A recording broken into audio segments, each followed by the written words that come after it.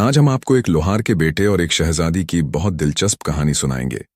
जब लोहार के बेटे उस्मान ने बादशाह के पास अपने बाप लोहार को शहजादी का रिश्ता लेने के लिए भेजा, फिर बादशाह ने शहजादी की शादी उस्मान से करने के लिए एक ऐसी शर्त रखी जिसे सुनकर आप भी हैरान हो जाएंगे। तो आप इस कहानी को आखिर तक जरूर देखें। साथ ही इस वीडियो को लाइक करें। और इसका बेटा रहा करता था जिसका नाम उस्मान था। एक दिन उस्मान बाप से कहने लगा, अब्बा मेरे लिए एक छुरी बना दो जिसकी धार बहुत तेज हो। बाप ने कहा, बेटे ये बताओ तुमने छुरी का क्या करना है। बेटे ने गोल मोल सा जवाब दिया कि बस मुझे छुरी चाहिए। आखिर बेटे के बेहद इसरार पर बाप ने लोहे की छुरी बना दी। जब लड़के के हाथ में हथियार आ गया तो वह शेर हो गया। लगा बाप को धमकाने डराने के, अब्बा फौरन राजा के दरबार में जाओ और मेरे वास्ते शहजादी का रिश्ता मांगो। अगर नहीं मांगा तो मैं छुरी चलाकर आपका सर तन से जुदा कर दूंगा और आपको जान से मार डालूंगा। लोहार बेचारा यह सुनकर खौफ से थरथरने लगा। बेटे को छुरी बना कर दी थी, अब उसे अफसोस हो रहा था। अब सोचने लगा कि क्या करूं, इधर कुआं उधर खाई। अगर बादशाह से रिश्ता मांगने गया तो बादशाह मुझे मार डालेगा, अगर ना गया तो बेटा मुझे मार देगा। आखिर बहुत सोच समझकर इसने फैसला किया कि यूं मरने से वहां मरना बेहतर है। चलो राजा के पास चला जाता हूं, चाहे कत्ल ही क्यों ना हो जाऊं। बात तो हो ही जाएगी कि लोहार बादशाह से रिश्ता मांगने आया था। अपने ही बेटे के हाथों मजबूर होकर गुमनामी की मौत से मरने से बेहतर है कि बादशाह के हाथों इज्जत से मैं मरकर मशहूर हो जाऊं। एक दिन लोहार दिल मजबूत करके बादशाह के पास गया और इसे अपने बेटे उस्मान के लिए इसकी लड़की का रिश्ता मांगा। यह सुनकर बादशाह के तन बदन में आग लग गई कि तुम्हारी हिम्मत कैसे हुई, मुझसे मेरी शहजादी का रिश्ता मांग रहे हो। दिल तो चाहा कि अभी इसी वक्त जल्लाद को हुक्म देकर इसका सर कलम करवा दूं, लेकिन वजीर अक्लमंद था। उसने बादशाह के कान में सरगोशी करते हुए कहने लगा, जहां अपना इसे मरवा दिया तो खामखा जग हंसाई हो जाएगी। लोग बात का बतंगड़ बनाएंगे, हम किस किस की जबान पकड़ेंगे। अक्लमंदी का तकाजा यह है कि इसे सही तरीके से टाल दिया जाए, सांप भी ना मरे और लाठी भी ना टूटे। हम इससे ऐसे सवाल कर डालते हैं कि इसका जवाब सारी जिंदगी ना ढूंढ सकेगा।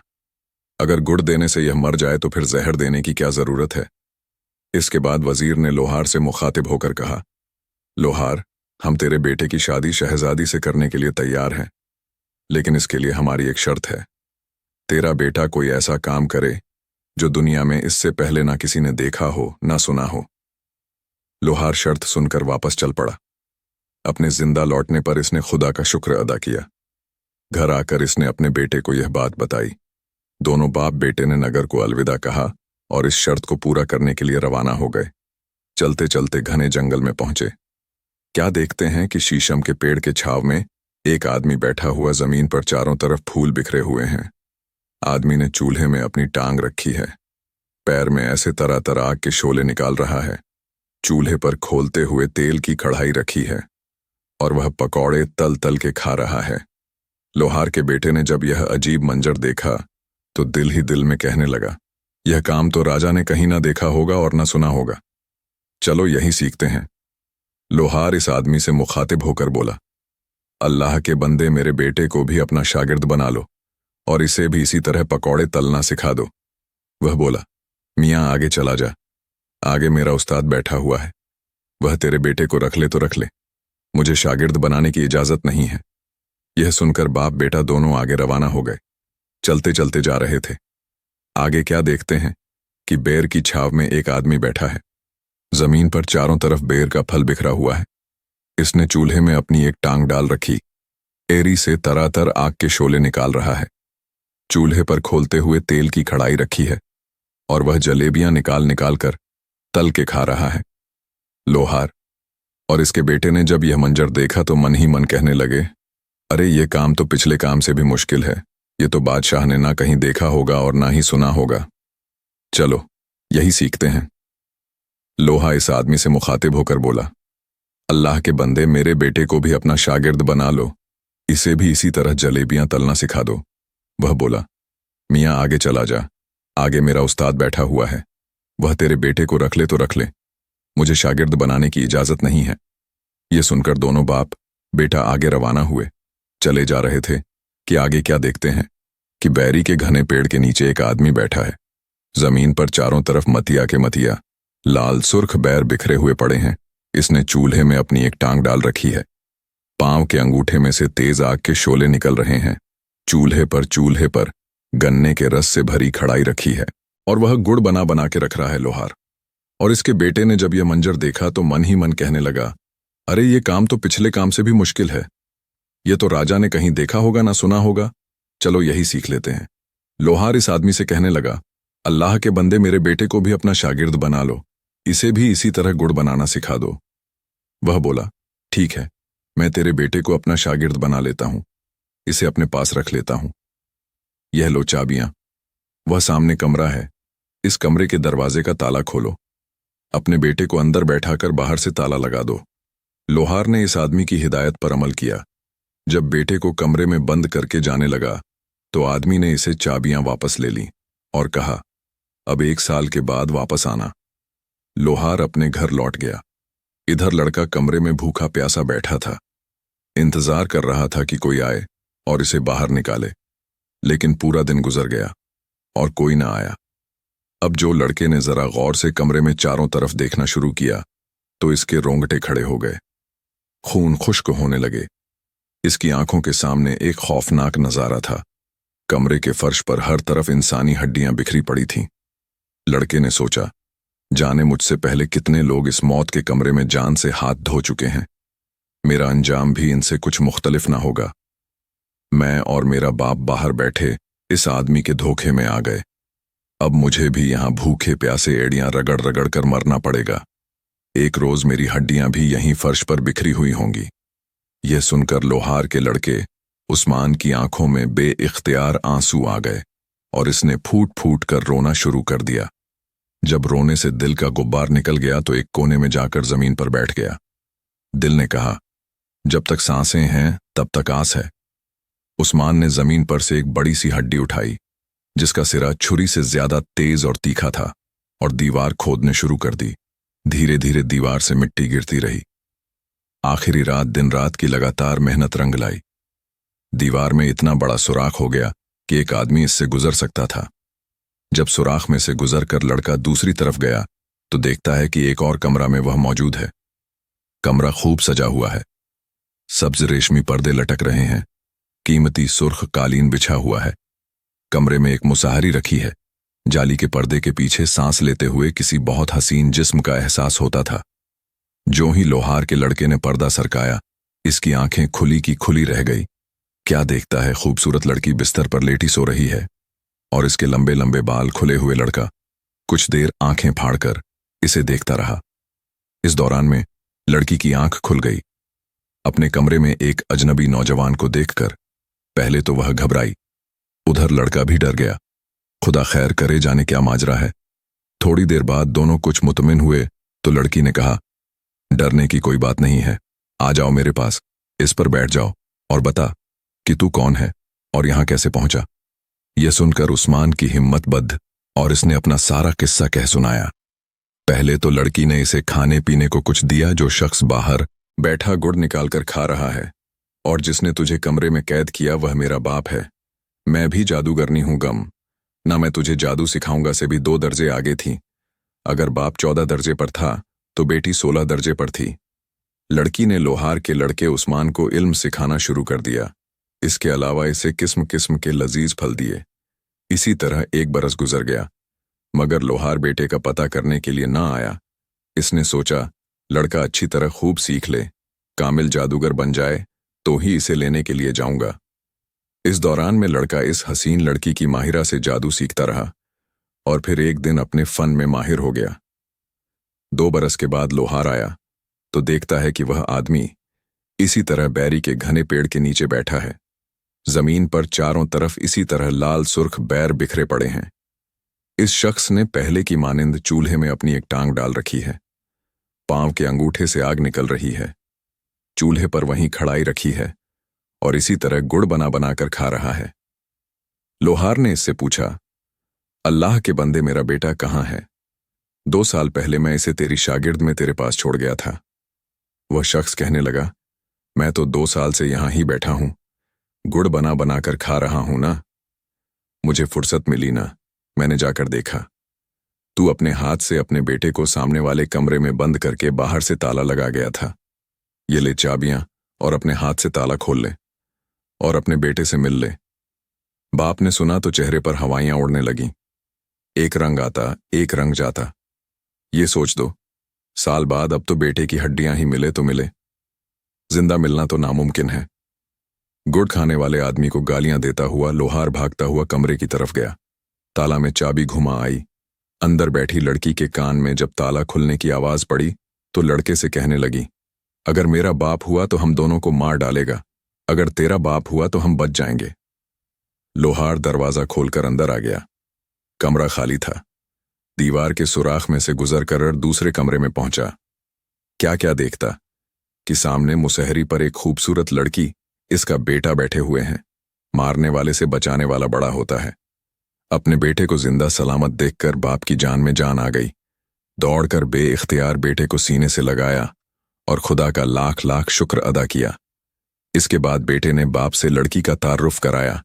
जब असली सूरतें हाल का लोहार को अंदाजा हुआ तो वह कांप के रह गया। इसने बेटे को बचाने पर माहिरा का शुक्रिया अदा किया। वह हसीन माहिरा कहने लगी, तुम दोनों के बचने की अब एक ही सूरत है, वो यह कि लोहार तू दुआएं देता हुआ रोता पीटता बाहर जा और मेरे बाप से कह के हाय हाय मेरा बेटा भूखा प्यासा सिसक सिसक कर मर गया, तुमने इसे कमरे से निकाला ही नहीं। अब मुझे इतनी इजाजत तो दे कि इसकी हड्डियां किसी कपड़े में बांध कर रख के ले जाऊं और कब्र में दफन कर दूं। लोहार ने ऐसा ही किया। लोहार दुहाई देता हुआ हाय हाय करता कमरे से निकला। जिस तरह लड़की ने समझाया था इस तरह किया। जादूगर बोला, हाँ हाँ, हड्डियां लेकर जा, मैंने इनका क्या करना। बूढ़े साहिर ने हड्डियां ले जाने के लिए एक बड़ी सी सफेद चादर भी फराह कर दी। दोबारा कमरे में आया। लड़की की बताई हुई तरकीब के मुताबिक बेटे को चादर में छुपा लिया। जब बेटे को चादर में लिपट हुए कांधे पर लटकाए कमरे से बाहर जाने लगा तो लड़की बोली, मेरी एक बात पल्ले से बांध लो, मैंने तेरे बेटे को जो जादू सिखाया है इसका इस्तेमाल रास्ते में ना करना। मैंने तेरे बेटे को जो जादू सिखाया है इसकी मदद से कहीं रास्ते ही में कमाई करना शुरू ना कर देना। घर पहुंचकर जो मर्जी हो करना। अगर तूने रास्ते ही में अमीर होना शुरू कर दिया तो मेरे बाप को पता चल जाएगा और फिर वह तुझे और तेरे बेटे को नहीं छोड़ेगा। खूबसूरत माहिरा अंदर कमरे में ही रही। लोहार ने इससे कहा, बेटी तू भी किसी तरह छुप छुपाकर हमारे साथ चलो, अपने संग दिल जालिम बाप की कैद से रिहाई हासिल करो। लेकिन वह लड़की ना मानी और बोली, इस तरह हम तीनों पकड़े जाएंगे, तुझे और तेरे बेटे को भी आजादी ना मिल सकेगी। यूं भी मेरा मरना जीना अब यही है, यहां से भागकर कहां जाऊंगी। लोहार बेटे को कपड़े में लपेट कांधे पर उठाए कमरे से निकला। इसने चाबियां का गुच्छा ही दूर से ही जादूगरनी की तरफ फेंका।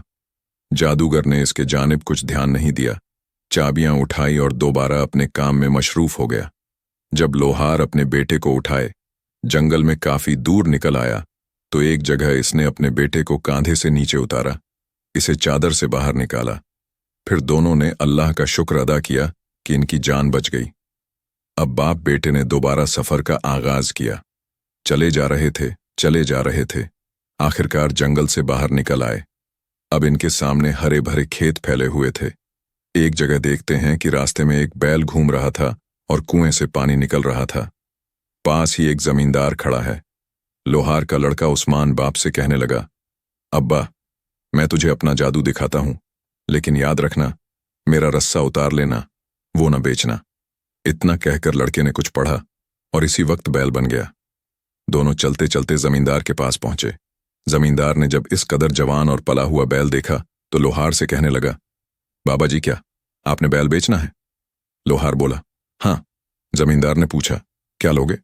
लोहार बोला, 125 रुपए। जमींदार को सोच में डूबे देखकर लोहार कहने लगा, मेरा बैल बहुत अच्छा, तू उसे अपने बैल के साथ जोड़कर देख ले, अगर दिल मुतमिन हो तो खरीद लेना। जमींदार ने बैल जोड़ा। बैल खूब पानी निकालने लगा। इसके पहले वाले बैल से भी ज्यादा जमींदार खुश होकर बैल खरीदने पर राजी हो गया। लोहार कहने लगा, लेकिन मैंने बैल के साथ रस्सा नहीं देना। जमींदार बोला, कोई बात नहीं, तुम अपना रस्सा उतार लो, मैं खुद ही नया रस्सा डालूंगा। जमींदार ने कीमत अदा कर दी और बैल खरीद लिया। जब लोहार काफी दूर चला गया तो बैल ने एकाएक रुख मोड़ा और भाग खड़ा हुआ और सीधा लोहार के पास पहुंचा और वहां जाकर फिर लड़का बन गया। जमींदार बड़ा डंडा पकड़े हाफ कांपता दौड़ा दौड़ा पीछे आया और लोहार से पूछने लगा, बाबा तुमने मेरा बैल तो नहीं देखा? लोहार बोला, बैल तो अभी अभी मैं तेरे हवाले करके आया हूं, अब वह किधर है मुझे क्या पता। बेचारे जमींदार के वहम गुमान में भी नहीं आ सकता था कि लोहार के साथ जो लड़का जा रहा है वही असल में इसका भागता हुआ बैल है। जमींदार हैरान परेशान लौट गया।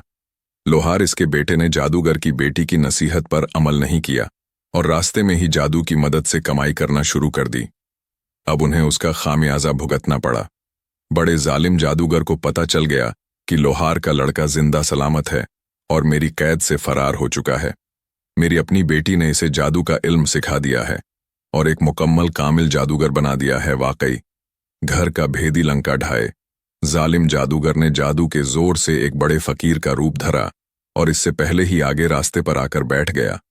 लोहार के लड़के उस्मान को छू की बड़ी काम मिली थी, इसलिए इसने फिर दोबारा पैसे कमाने के बारे में सोचा कि अब इसने ऊंट बनने का फैसला किया और अपने बाप से बोला, अब बाबा इस दफा तुम मेरे पूरे रुपए मांगना, 1 रुपया भी कम ना करना, लेकिन याद रहे मेरे साथ नकेल हरगिज ना देना।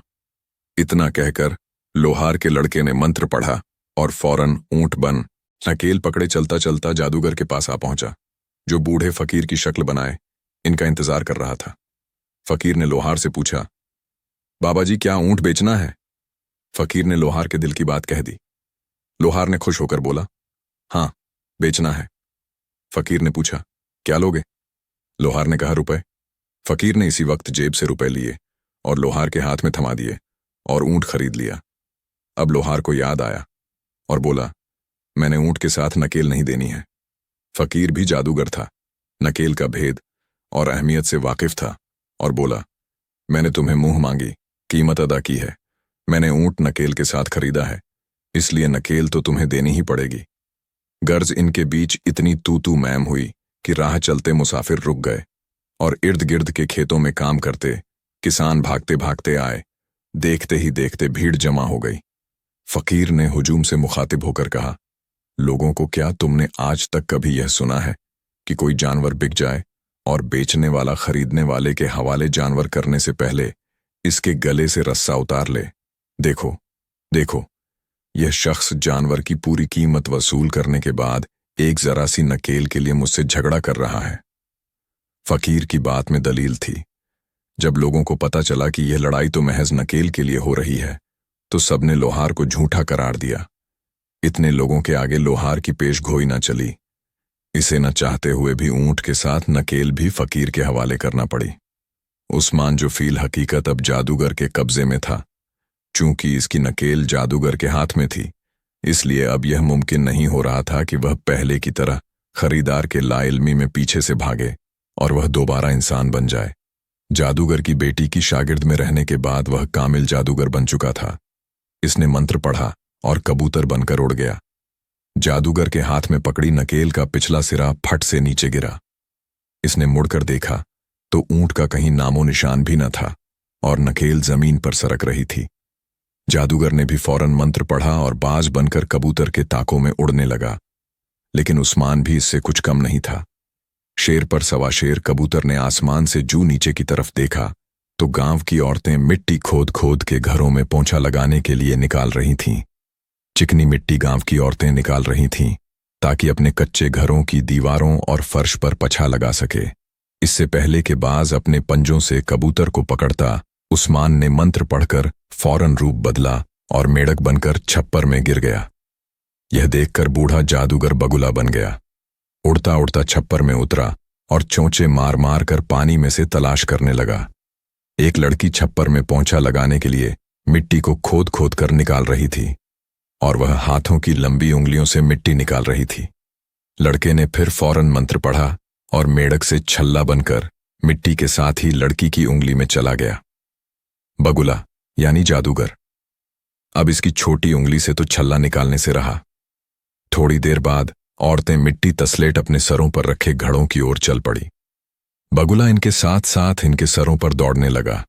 जैसे ही वह लड़की अपने घर पहुंची, जादूगर बुगले से फकीर बन गया और इसकी चौखट पर सदा लगाने लगा। लड़की आटा छन्नी में डालकर दरवाजे पर आई तो वह फकीर बोला, बेटी मैंने आटा नहीं लेना, मैंने तो वह छल्ला लेना है जो तेरे दाएं हाथ की छोटी उंगली में है। यह सुनकर लड़की को बहुत गुस्सा आया। वह फकीर को बुरा भला कहने लगी, तू कौन होता है मुझसे छल्ला मांगने वाला। जब लड़की की मां के कान में यह आवाज पड़ी तो वह भी दरवाजे पर आ गई। अब जो इसे असल बात का पता चला तो वह बेटी पर बहुत खफा हुई। मां शक की मिजाज औरत थी। बेटी को खूब गालियां दी और कहने लगी, तू तो मिट्टी लाने के लिए गई थी, छोटी उंगली में भला छल्ला कहां से पहनकर चली आई। बता किस दोस्त ने दिया है, तुझे इसे उतार और फौरन फेंक दे। आ लेने दे, तेरे बाप को करती हूं इससे बात, इससे पहले कि तू कोई चांद चढ़ाए मैं तेरे हाथ पीले करूंगी।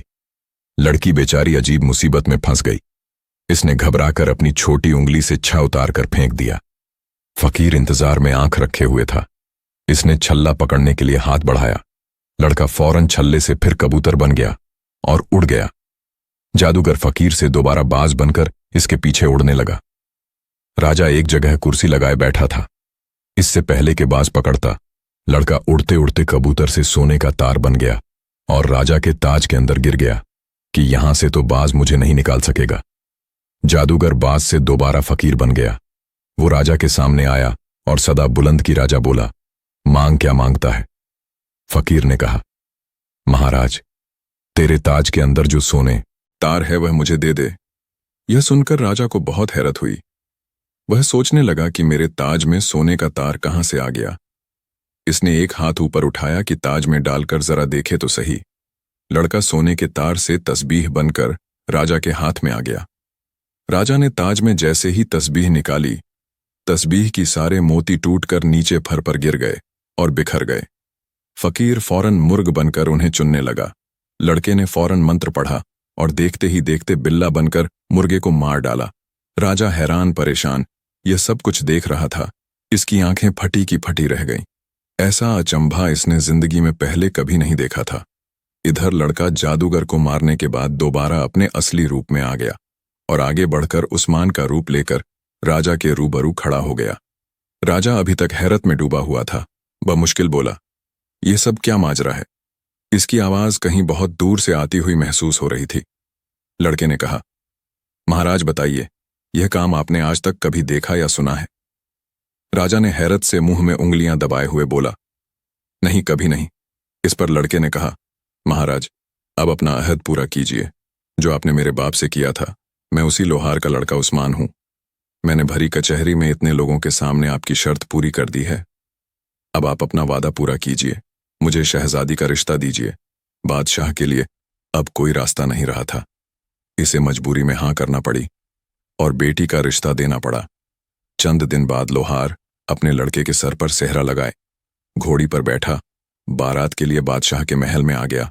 धूमधाम से शादी हुई। लोहार का लड़का बादशाह का दामाद बन गया। चूंकि बादशाह का कोई बेटा नहीं था, इसीलिए इसने इसे ही वली अहद बना लिया। चंद सालों बाद जब राजा मर गया तो लोहार का लड़का तख्त पर बैठा और निहायत आन बाण से हुकूमत करने लगा। तो प्यारे दोस्तों, ये थी हमारी आज की कहानी। उम्मीद है आपको यह कहानी पसंद आई होगी। अगर कहानी पसंद आई हो तो इसे लाइक करें, साथ ही करीबी लोगों के साथ शेयर भी जरूर करें। मिलते हैं किसी नई वीडियो में। शुक्रिया। अल्लाह हाफिज।